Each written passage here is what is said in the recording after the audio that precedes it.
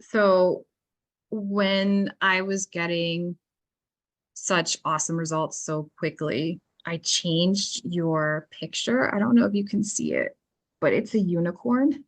Oh, if you put it up close to the camera, I think we'll be able to get it. Can you see it? Yes. Yeah, so that's me. Oh, I'm a unicorn on your You're a unicorn. And my husband phone. was like, who is that on your contact? And I was like, it's Leslie. She's a unicorn. Oh, you're sweet. Thank No, you. I was like, this is amazing. I'm so much happier now. She's a Oh. unicorn. Oh my God, that's so cute and fun. Thank you for showing me that. No, Oh, you are welcome. I'll send you yeah. a screenshot because I Yeah. picked a happy looking unicorn for you. Yeah.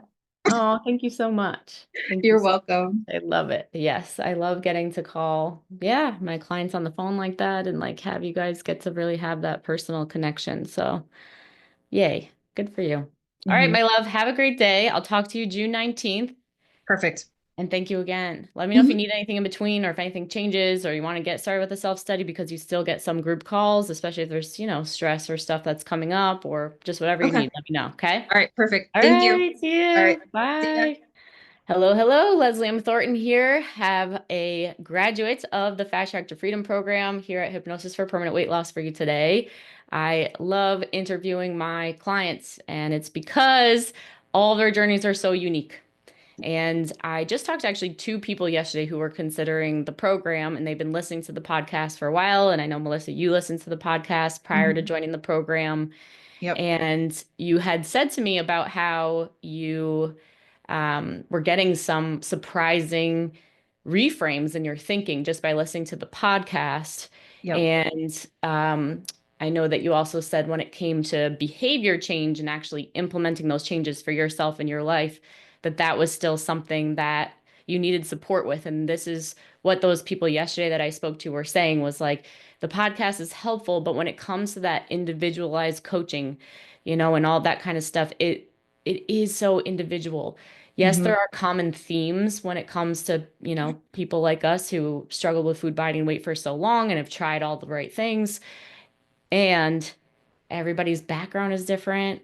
In hypnosis, we're working in the realm of the unconscious mind, and that the unconscious mind is developed in the first 0 to 10 years of life. So everybody has a different family system, everybody has a different faith system, everybody has different schooling and area of the world they're from. And that's going to affect the way that you view food and your habits and your behaviors, etc. And we did Mhm. a lot of deep work with you in the program, and I'm just so excited for anyone who resonates with your journey, right? And your specific background. My hope is that it supports them in knowing, and this is the intention that you set for people prior to us starting, Mhm. that they're capable and that this Yeah. is possible for them, that they can do it too. So, if you would just say, who you are, where you're from, what you do for a living, and where you were before you started the program, that would be awesome. Thank you so much for doing this Mhm. with us today. Okay. So my name is Melissa. I am a nurse. I am currently working as a hospital rep and I'm on the East Coast. I am slightly different than some of the people that were with me in the course when I was taking it with Leslie because I used to always be underweight. And so I didn't have struggles with food until later. And it was after a job change and my fourth kid that it was a little harder to lose weight. But then the most recent job change was when I was just stuck and I plateaued. And I tried different things.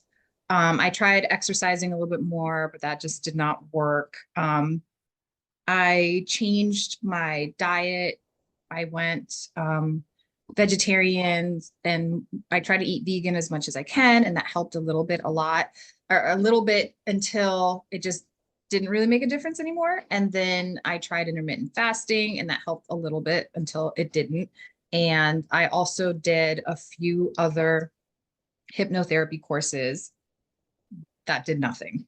And so it was kind of like, oh, shoot, I'm going to try like another one. And even though it hasn't worked. And so I had this mindset, well, hypnotherapy works, just not for me. It works Mhm. for other people. It's awesome for other people, but it's not going to work for me. Uh, And I know uh, that it works. I have my master's in public health. I was in one of my grad classes and we were talking about smoking cessation and how much money was being spent on preventing smoking and then how much money we were spending for smoking cessation. And they were talking about, well, you can do these programs and you can get the gum and you can get the patch. And for both pre and post smoking, it's billions that we're spending.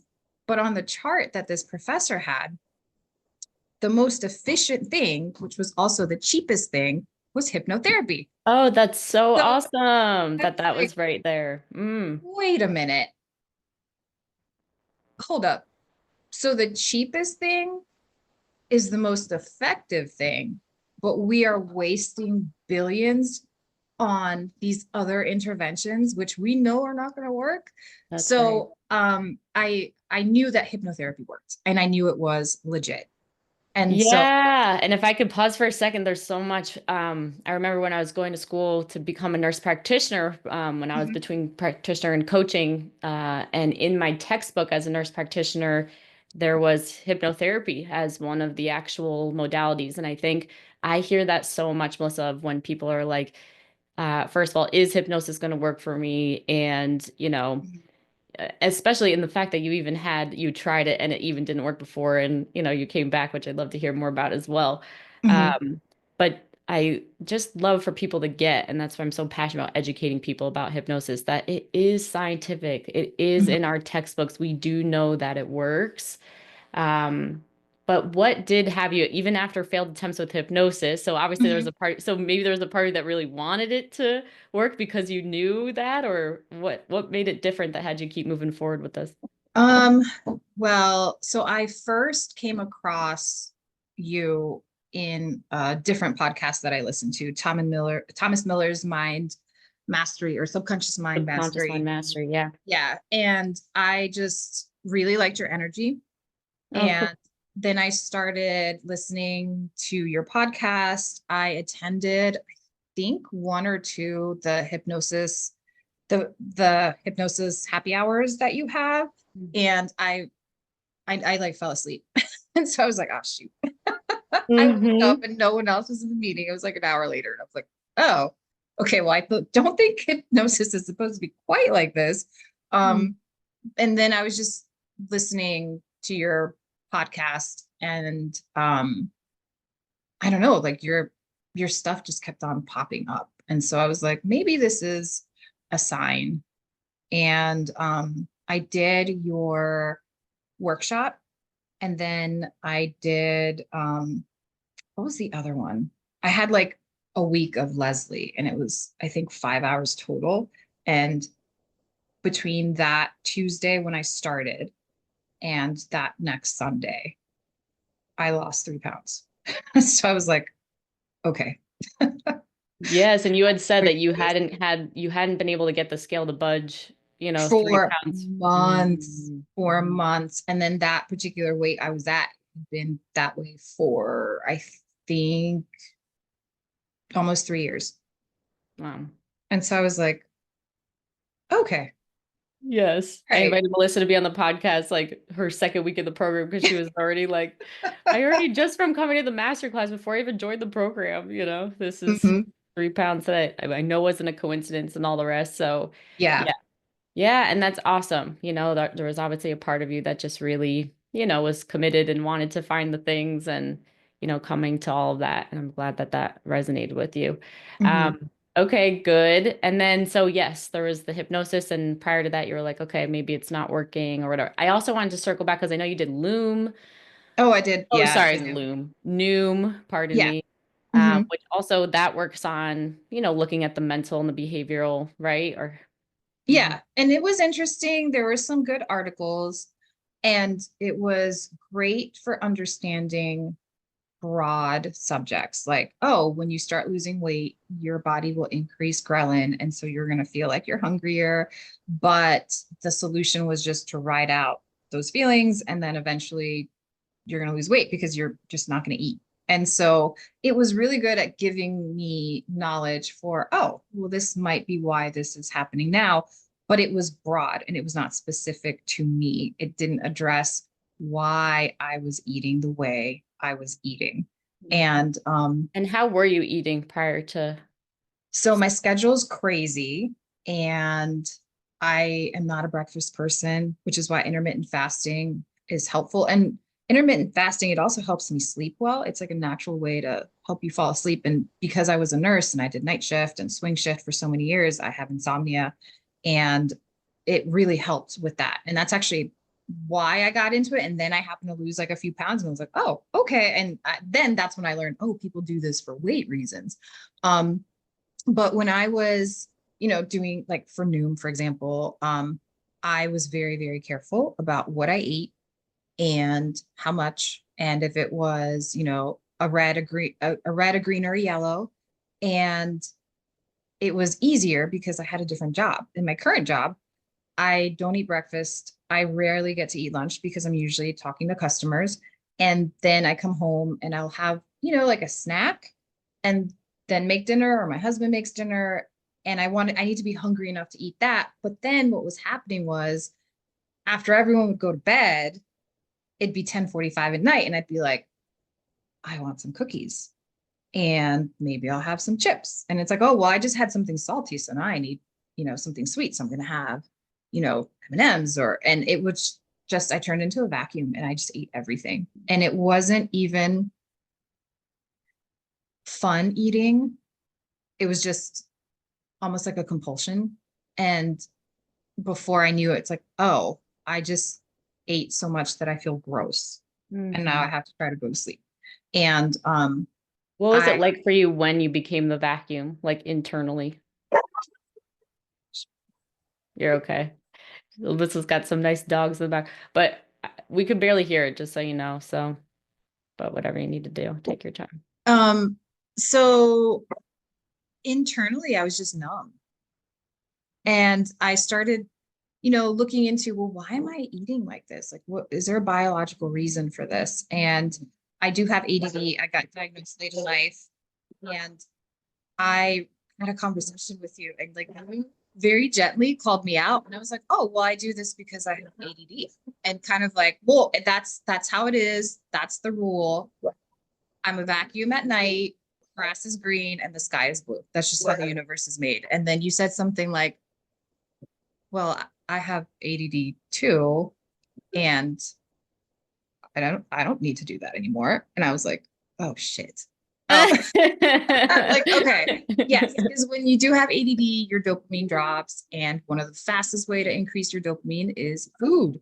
And so I was going, after you said that, I thought, okay, well, is it all my ADD? Is it truly this thing that I just cannot control?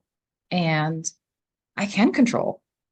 And that's actually, I think, why I lost the weight before even starting the program, because the workshop and the mastery had me pause before I ate.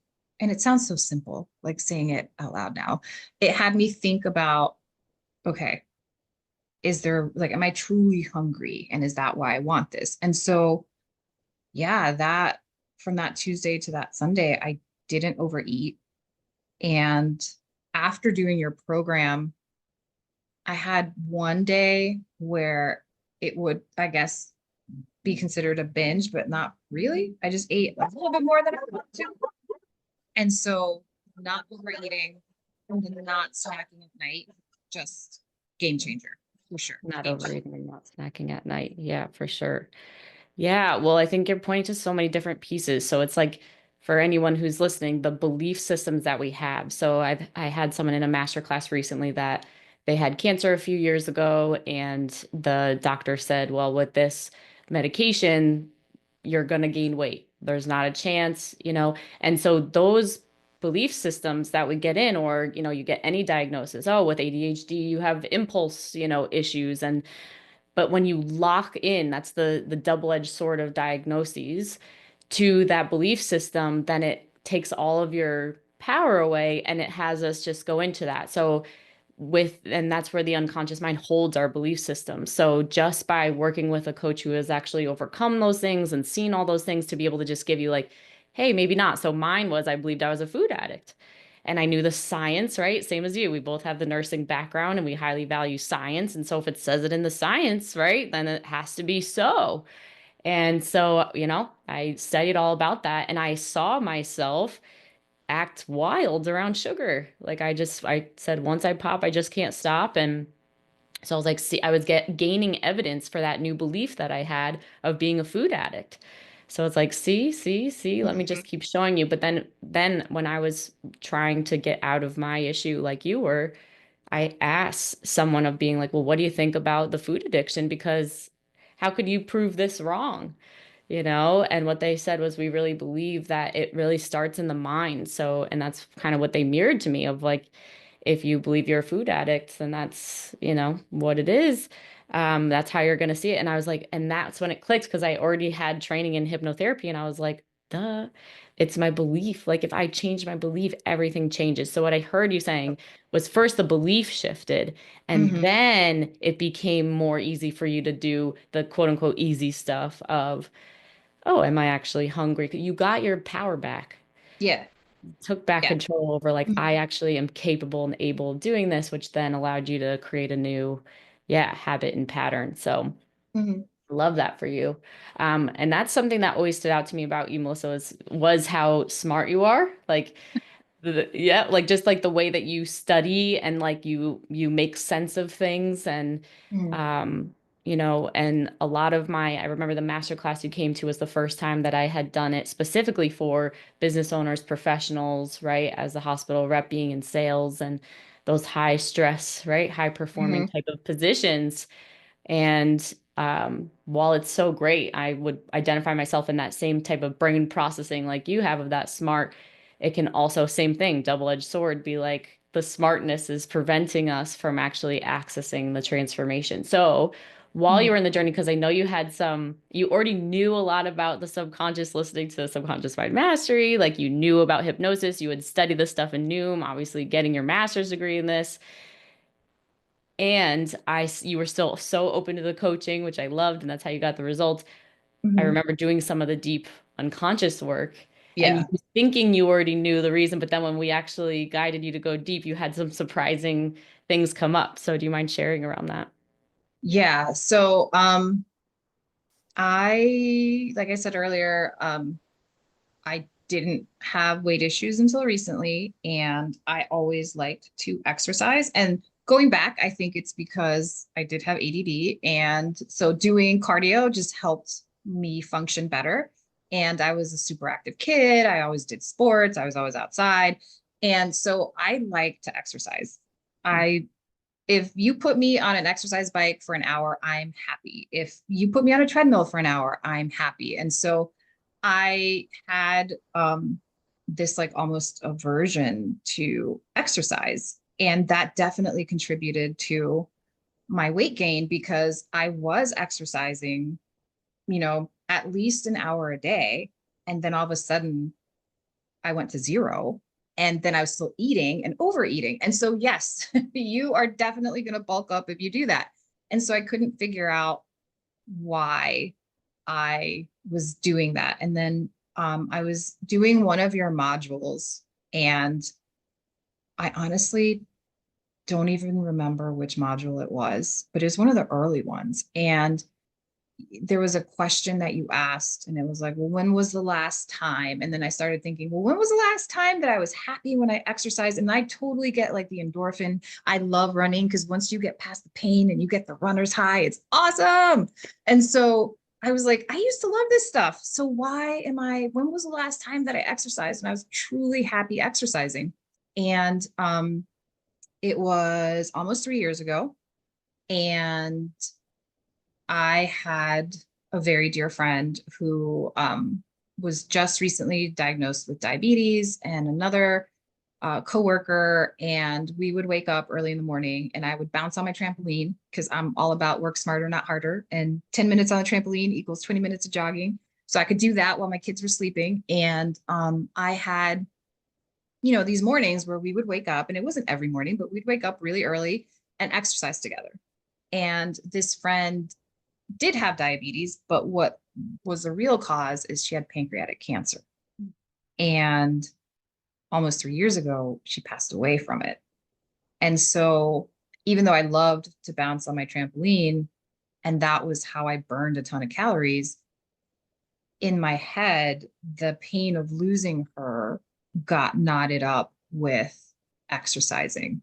And so, in order to avoid the pain of, I can't recreate this moment with my friends because she is gone, that rolled into, well, I'm just not going to exercise, because Yeah. when I exercise, I think about it. And so, with your program, I was able to start doing the bouncing again, and it was fun. And I got on it, and I thought about her, and I started to get teary eyed, and I was like, I'm going to get off. And then I was like, wait, I got to feel my feelings.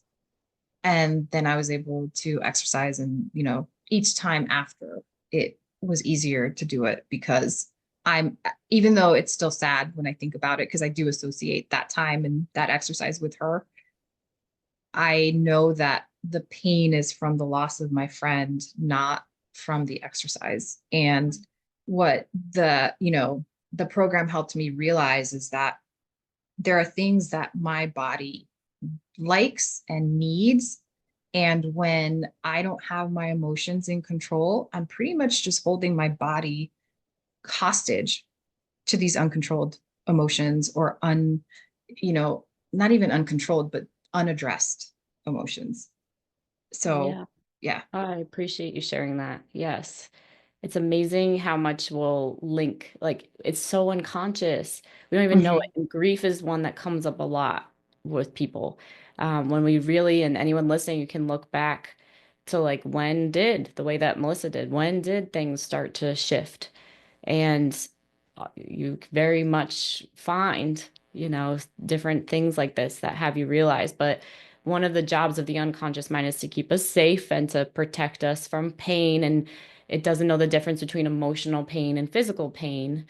And Hmm. so, especially when you're a mom of four and a wife, and you have a right career that you have to withstand, it's Hmm. like we have the mindset of like we don't have time to feel those feelings. It feels too scary, and like I'm going to fall completely apart, and then I'm not going to be able to perform.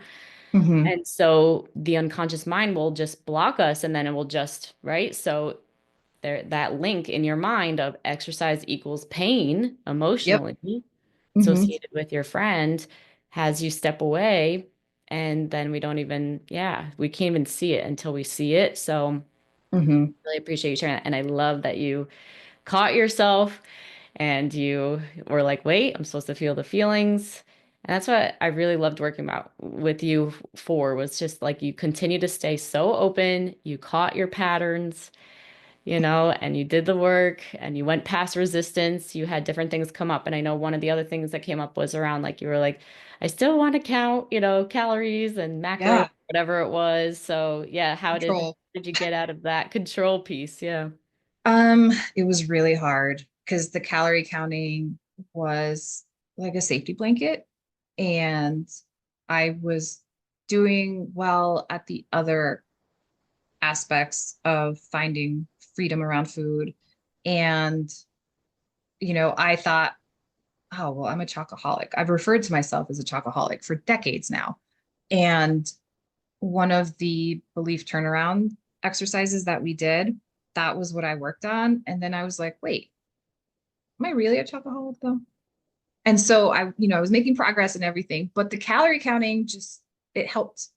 It helped. And it was, sometimes I'd be like, oh, well, I've only eaten X amount of calories and I just burned off, 200. So I can have a soda. I can treat myself. And I do eat my emotions, when I am happy, I'm like, woo, let's go get ice cream. And when I'm sad, I'm like, let's go get ice cream, And so I don't want to teach my kids to do that. And I think I have. I told my son I got him a book to celebrate an achievement of his at school. And he goes, oh, okay. And I was like, why are you reacting like that? You wanted this book. And he goes, oh, no, when you said you had a treat for me, I thought we were going to go to Starbucks or something. And I was like, oh. And that helped me definitely take the plunge to do your course, because I had been thinking about it. I've been stalking you for like a year. And so I when to have my son laid out like that, I was like, okay, I need a change. Because it's okay if I do this, but I don't want my kids going through what I've gone through. And it was difficult to make the choice to do the program because my husband works for the federal government, and I have tons of friends that work just because of where we live, tons of friends that work for the government, and they've gotten fired, and other people are probably going to get fired. And, people like my husband don't know if they're going to get fired. And I called him at work and I said, I want to do this course. And he knew about it because he knew I was talking to you. And he said, okay, well, how much is it? And then I told him, and he was like, well, I'm not going to tell you no. And I was like, oh, okay. And so I thought he was giving me the green light. And he actually got really mad. And he said, when he came home, and he was like, I can't believe you just charged a couple $1,000s on our credit card. I could be fired. And I was truly surprised that he was mad. And I said, but you told me you weren't going to stop me. And he was like, yeah, because you're an adult, you can make your own choices. And I was like, okay, well, I thought if you really felt that strongly, you would have said no. But even if you had said no, I need this. And, with our spouses, or your partner, they can give advice, they could be a sounding board, but they can never tell you how you feel. They can never make you feel a certain way. And so even though he didn't think I needed it, and he was like, I like your body just fine. Well, guess what? It's my body, not yours. Also, it's my money, not yours. So, and what I told him was, I really need this. And it's not like the course is so expensive that we're not going to be able to pay the mortgage if I do it. And I need it. And he was like, okay. And he came around though. He came around. He did notice changes. He did notice that I wasn't as negative towards my body. I wasn't saying these bad things about my body out loud, which my kids picked up on. And I don't want them to. And the things that I would say about my body, I would never say to a friend. I actually wouldn't even say it to an enemy. And so I think that the money is worth more just by being able to set a good example for my kids. Mm-hmm. Yeah. Yeah. Yeah, that's huge. I have a lot of people who that's what they say is like, I don't want to pass this down to my kids, or I know I already have, or even grandkids. Mm-hmm. And the money piece, especially when you have kids, right? Because obviously priorities change. It's like, okay, we got to allocate our resources just to support them. And what I say to moms when they're, in your kind of position, I didn't have to say it to you because you're amazing and you already chose and you were like, I need this, which is good for you. And I'm happy you're sharing it for other people to have that same empowerment for themselves. Is like, if your child had this same issue going on where they were thinking about this all the time, they were hating on their bodies, they were right? Overeating and emotional eating, would you find a way to pay for your child? And the answer is always yes. Yeah. And I had someone in the past that said, Leslie, the answer is yes. I wouldn't even bat an eye to spend Mm-hmm. this. And so that's how I know that I need to say yes for this for myself. I remember that woman, I'll never forget her. And she was like, went from sugar addiction to like not sugar addiction. Like she used to hide in photos. And now I still see her years later, like happy in photos with her husband and Mm-hmm. like sharing when she bakes like her, muffins that she likes and like this beautiful life that she has. And yeah, it's just huge, for Mm-hmm. children because that's just what happens. Um, and I love that you, yeah, took that and knew for yourself because I love what you said about your husband can support you, he can love your body, but he can't change the way that you feel. And Mm-hmm. that's what I hear clients say all the time is like, oh, I just want to believe what my husband is saying. I want to also see what he sees, that I'm beautiful and that I'm this and I'm that. Um, but yeah, Mm-hmm. we can't do it unless we actually do the inner work ourselves. So thank you Yep. for sharing that. And I love Mm-hmm. that he's seen those results. It's amazing. And then you also had a breakthrough in your work and you already got the money back from you Yeah. invested back. Oh, and I told them, yeah, I was like, so I made 10 times what the course cost. So the next time I want a course, you don't get a say. That's incredible. Oh my God, my Yeah. goodness. And it's hard to, say, oh, shoot, I might piss off, my spouse or whatever, because, they're your partner and we both believe that you should be making financial decisions together. And we do 99% of the time. But that 1%, I'm going to take it. And I will say, though, if you do the course because the blind spots that you have, you're not going to figure out what those are if you're not committed. If I had done the course and I didn't try, or I wasn't as committed to change, it would have been a waste of money. Now that I was like, okay, I'm going to do it, even though it's hard and it sucks and it's really uncomfortable and I hate being vulnerable. And I feel like I cried at every group meeting that we had. It was money well spent.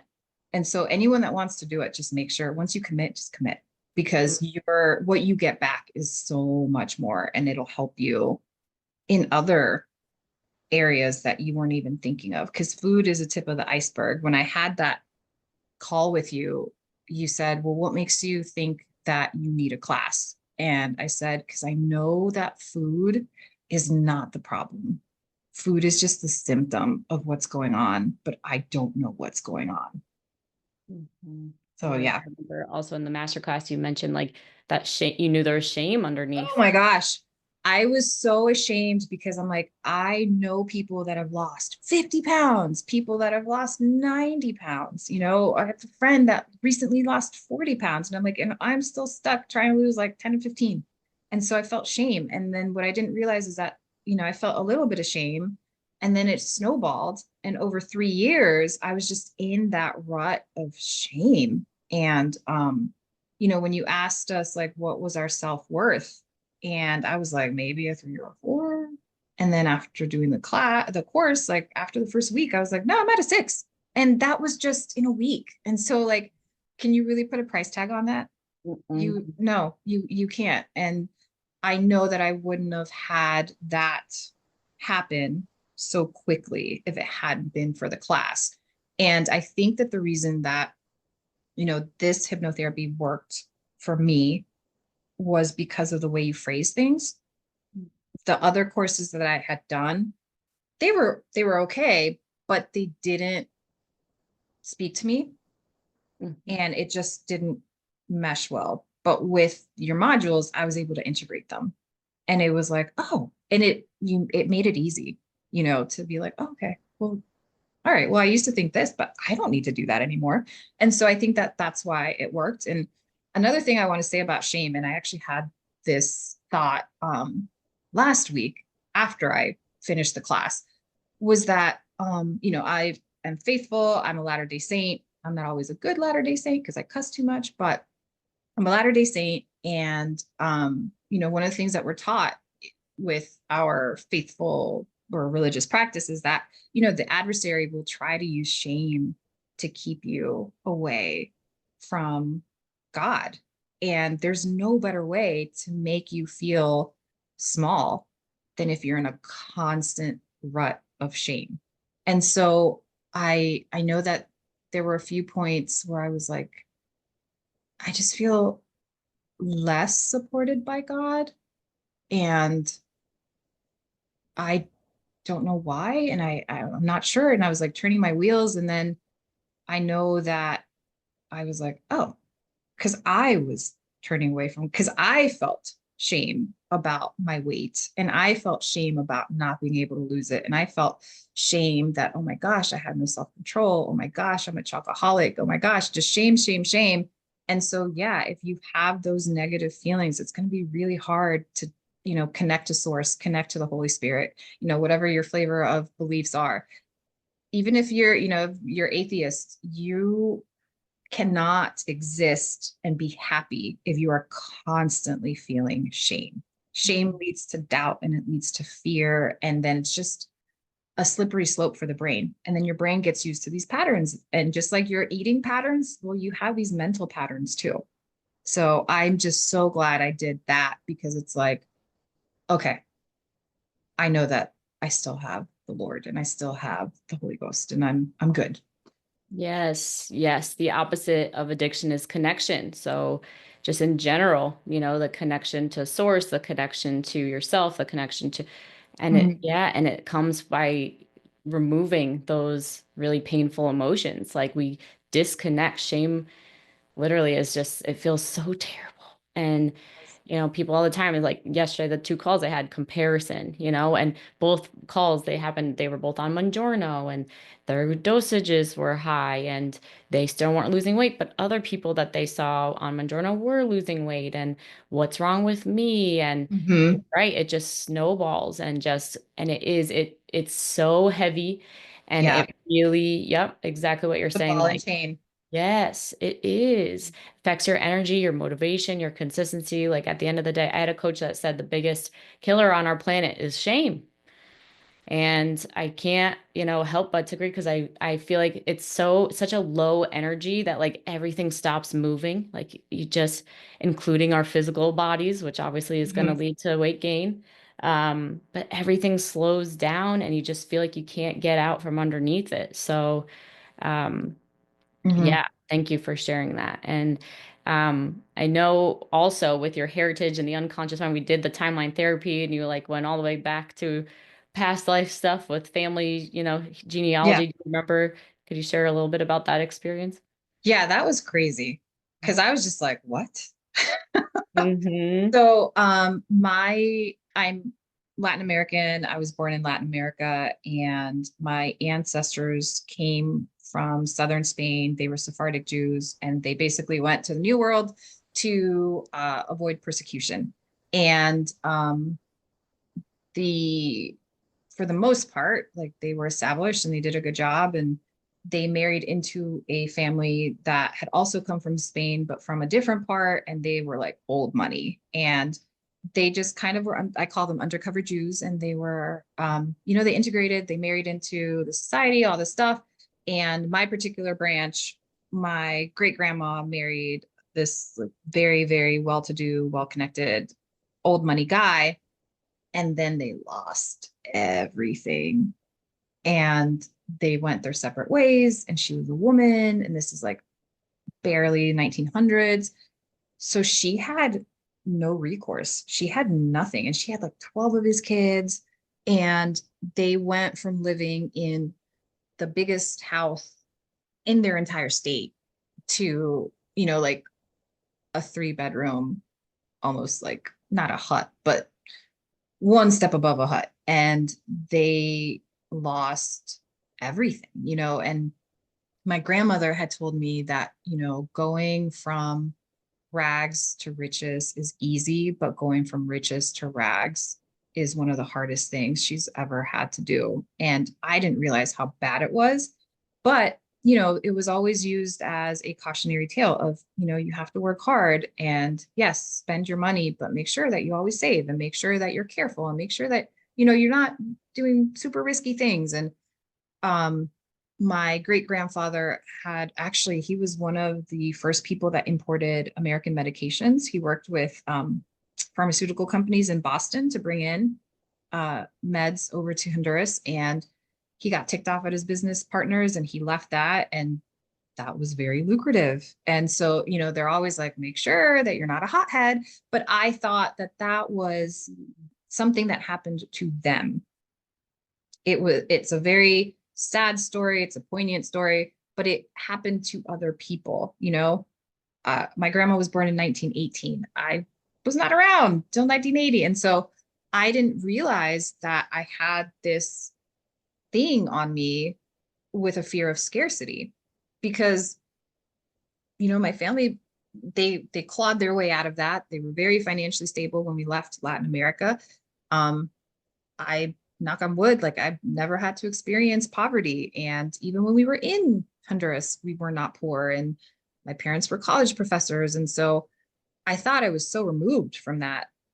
Um, and it was something that happened to them, not something that affected me. And then when we did some of the work, I had mentioned like I have this like fear of scarcity, but I don't know where it's coming from because, like I work, my husband works, maybe I have issues spending a little bit too much money, but we're not, in dire straits or anything. And so when we did that exercise, it was like my subconscious said, you know, it's a thing, it's there. And I had no clue. That Mhm. was, yeah, that was crazy. Yeah. Yes, that was crazy. And that's for anyone listening. So there's different types of hypnosis that I bring into the program based on the clients, what you're coming to, each call with. And so I call it, there's like passive hypnosis, which is the hypnosis that we all kind of think of, just kind of sitting back and putting headphones on and listening or whatever. But then there's the active type of hypnosis. And so this process is where we're actually communicating and working with the unconscious mind and trusting the first thing that pops in, because the unconscious mind is always on. It's always like a recorder. And so whether it's, sometimes things are passed down generationally.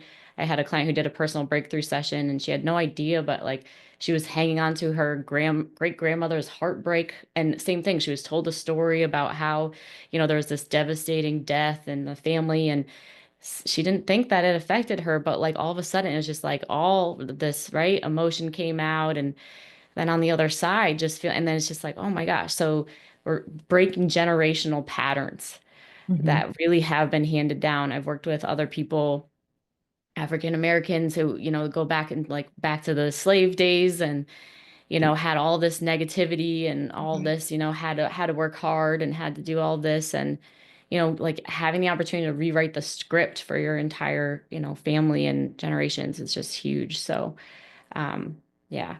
And I also want to say, just reflecting back on your journey, because like you were saying to people, like you have to be committed to really move forward. And I agree. And I want people to hear that that doesn't mean that you have to do it perfectly, because Oh gosh, no. yeah. Yeah. And you didn't say that, but just like wanting to make sure that people get it, because with diets and other things that you've done before, there is kind of that you must follow this perfectly in Mhm. order to lose weight. And this is not about that at all. And I'll let you share a No. little bit more. It's about being honest and open and, like you said, vulnerable. So in a diet, when you start to lose steam, which people say a lot, like, oh, I always start out strong, but then eventually I lose steam. And I always say to people, your job is just to basically raise your hand and say, Leslie, I'm losing steam. Or Leslie, I'm skeptical. Leslie, I don't know if this is actually going to work for me. Like, just be honest, right? Or Leslie, what you said to me in your coaching, it brought up some anger and I'm pissed at that. Like, it's a safe place for you to do that, because we can learn Mhm. from absolutely everything that's coming up. And so each week, I remember you came up and you were like, here's scarcity, it's like, great, let's work with scarcity. But then it was also like, Leslie, I don't think I'm ready to let go of diet mentality. And it was like, great, I accept you right where you're at, and I let Mhm. you know, like, here's what your results will be if you don't look at that and have us go there. And here's what they'll be if you do. You're a grown ass woman, you get to choose. Yeah. But then you walk through that, and then you were like, okay, now I did that, but I'm still scared to let go of some of the calorie counting. And I'm like, great, you are allowed to. Here's what will Mhm. happen if we do. And you kept pushing through. So that's, what I want people to hear is like, you just, every step of the way, I'm with you. You don't need to understand the whole journey. You don't need to be perfect. You don't need to whatever. Even if you've had failed attempts in the past, it's not an issue. It's just about every step of the way, just like what's next, what's next, what's next as we work together. Mhm. And Anything you want to add there? Yeah. I thought it was really helpful that you said that we are not to compare ourselves to anybody else and that we are just focused on us.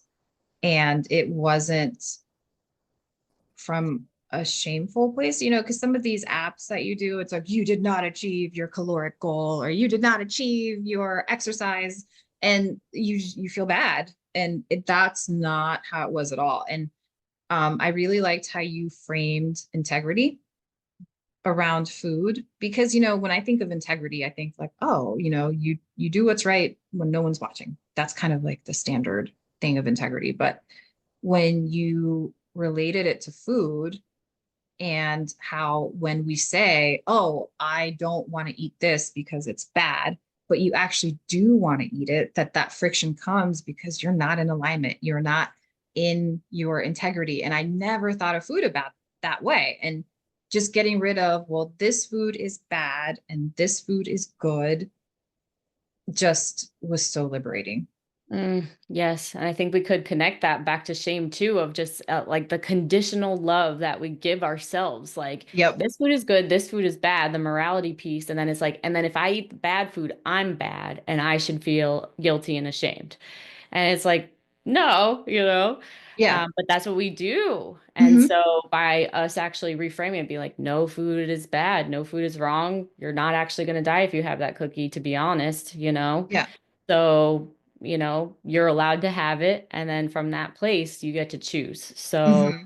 And then um, trusting your body. Because I remember I had told you before, I was like, oh, but I love Dr. Pepper, especially strawberry Dr. Pepper. And what I had done, which was diet mentality, I gave myself permission to only have it on the weekends, only on the weekends. But then what happened was if I wanted one on a Tuesday, I, oh my gosh, it was so hard. It was so hard. So by the time, the weekend rolled around, I would like drink it in like two gulps. And then I was like, I can't have any more till tomorrow. But there was a day when I kept on thinking, I want soda. I really want soda. Oh, I need soda. But it was like a Wednesday or something. And then I was trying so hard to quote unquote be good. And then I thought, okay, I'm going to trust the process. And if my body's telling me that I want it, Leslie says it's for a reason.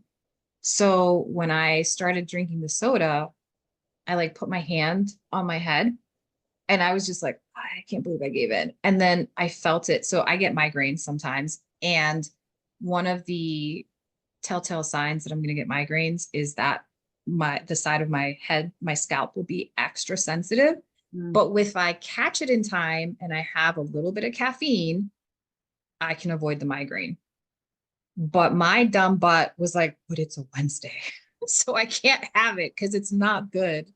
And then I had my soda and I didn't get a migraine. And I was just like, oh my gosh, there is a reason why your body's telling you. Same thing. Like if you wanted water, you're not going to tell yourself, no, you're not going to drink water if you're thirsty. So why would I deprive myself? And I am a firm believer that your body tells you what you need. I just thought my body sends me the wrong signals and it tells me that I need to eat too much and I need to eat too much chocolate. And so, yeah, just helping me navigate through all that was so helpful, was mm. awesome. Yes. And again, the leaning in, getting out of your comfort zone, right? Taking the Hmm. action so you can see the different results. And yes, that trust of the body is so huge. And then we don't end up having those weekends of like crazy splurge. You just forget about Yeah. the soda, right? Sometimes. Oh, no, the past weekend, I think I didn't even have soda. Right. And so you didn't even like the old mentality is like, exactly when and how and what, right? And now she was like, I Fixated. can't even remember, like, did I have soda? And it's just like, that's the Hmm. power Oh, of it. yeah. No, it'd be a countdown. I remember one time I was like, oh, Friday night, it's midnight, it's 12:01. I'm gonna Wow. have a strawberry Yes. Dr. Pepper. Yes, exactly. So, wow. Oh my gosh. Well, congratulations on your journey. So, where are you at today? Like, when you wake up every day, what's life like compared to before? What's the best part Um, about where you're at now? so before I would wake up and my first thoughts were of food. Most of the time, I was thinking about food. And then I would feel ashamed that I was thinking about food.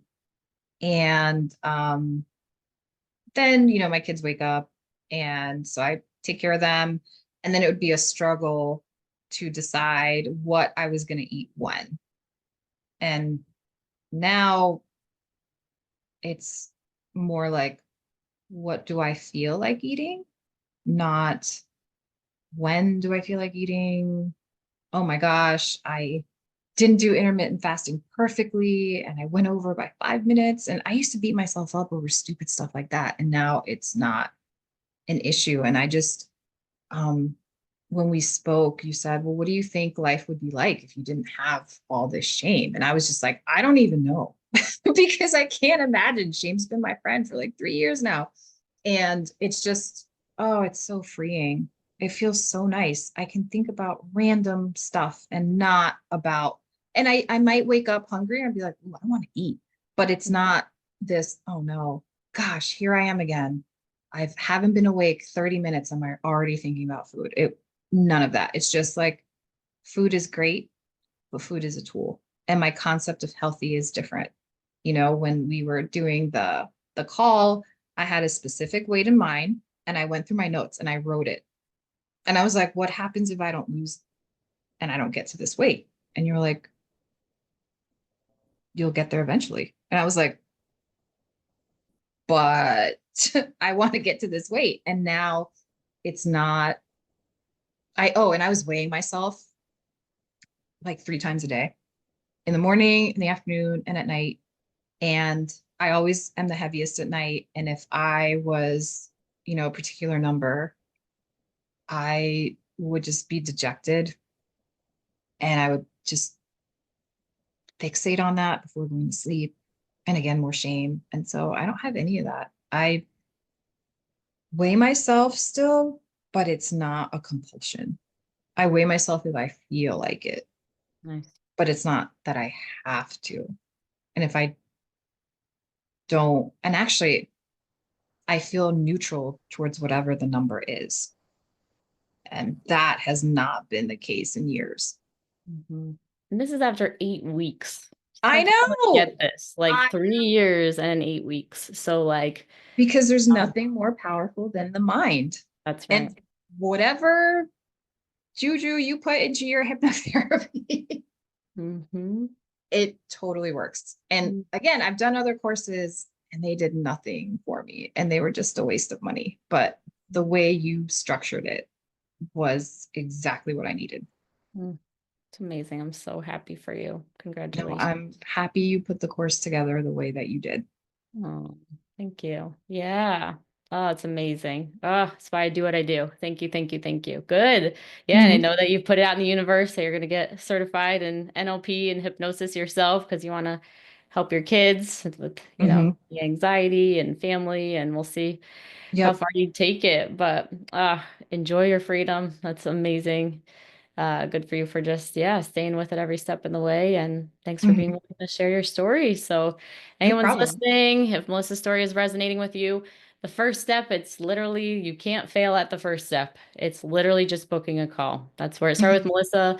And from the gate, Melissa had things like, I already did hypnosis. How's this going to be different? But I kept having conversations. So if you're, and the same thing with myself, I had all of these objections, right? Myself, when I was trying to get free. But you can't get free unless you have conversations. Yeah. So it's like, just give yourself the gift of booking a call to be able to just ask those questions, because what if this is actually possible for you as well? And you just need to get out of the way, whatever's in the way for you to have freedom in 8 weeks. So awesome. Perfect. Thank you so much for being here, Melissa. And you are very welcome. Thank you, Leslie. Have a great rest of your day. And you we'll too. see you guys for the next episode. Bye.